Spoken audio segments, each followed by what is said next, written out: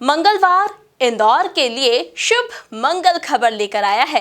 जी हां, शहर के हृदय क्षेत्र की दुकानें अब ऑड इवन की तर्ज पर खुलेंगी, जिसमें राजवाड़ा, आड़ा बाजार, खजूरी बाजार सहित कई प्रमुख बाजार शामिल हैं। साथ ही 56 दुकान के नॉन फूड की दुकानों को खोलने पर भी सहमति बनी। देखिए इस रिपोर्ट में। कोरोना संकट के करीब 80 दिनों बाद धीरे धीरे ही सही शहर में रौनक लौटने लगी है। स्वास्थ्य व्यवस्थाओं का चाक चौबंद इंतजामात के बाद अब आर्थिक गतिविधियों को रफ्तार देने की तैयारी है।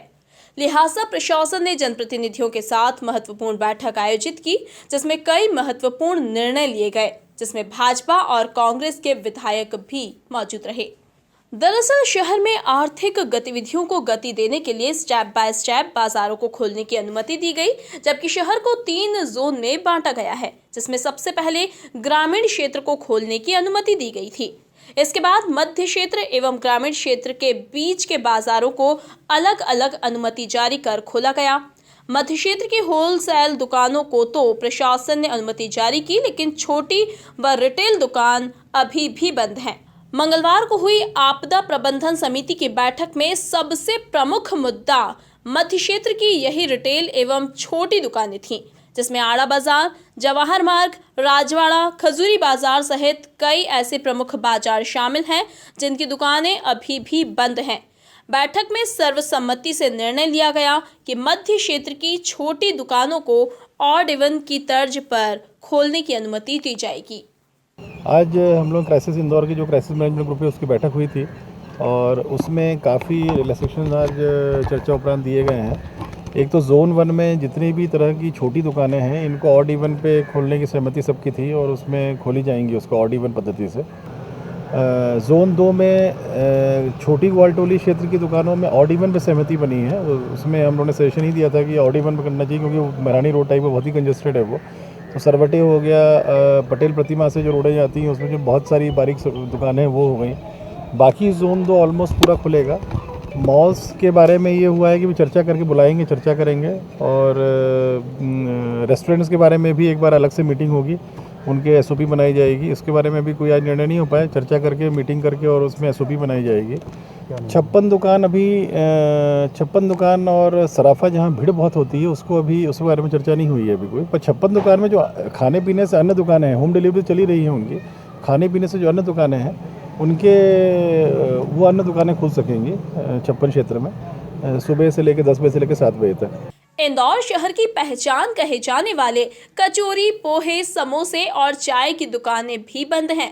बैठक में ऐसे छोटे दुकानदारों को राहत देते हुए सुबह 7 से 10 बजे तक व्यापार करने की अनुमति दी गई है। धीरे धीरे आर्थिक गतिविधियां खुल रही है और हमने और आर्थिक गतिविधियां खोलने के लिए आज निर्णय लिया।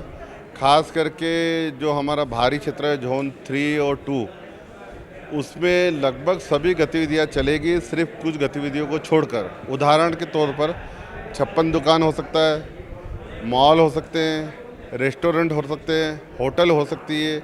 ये कुछ चीज़ें हैं जहाँ भीड़ लगने वाली है, जो एक पास भीड़ रहती है। बाकी शहर का जो कोर एरिया जो लगभग बंद है, आपने देखा होगा, कपड़ा मार्केट है, बर्तन बाजार है, मारोठिया बाजार है, इतवारिया बाजार है, पिपली बाजार है, आड़ा बाजार है, राजवाड़ा, ये लंबे समय से बंद है। उसमें हमने सभी लगभग आर्थिक गतिविधियाँ खोल दी है। उसमें ऑड और इवन को करके हमने करा है कि ऑड और इवन करके सभी दुकानें खुलेगी। तो इसीलिए एक सप्ताह में अगर स्थितियाँ ठीक रहती है तो हम फाइन नहीं लगाएंगे। अगर स्थितियाँ बिगड़ी तो हम फिर से लॉकडाउन की तरफ और फाइन की तरफ फिर विचार करेंगे। वहीं इंदौर में क्षेत्र क्रमांक 1 से कांग्रेस विधायक संजय शुक्ला ने शादी ब्याह के लिए दोनों पक्षों के सदस्यों की संख्या बढ़ाने के साथ साथ बैंड व घोड़ी की भी अनुमति देने का सुझाव दिया था, जिस पर सहमति बन गई है।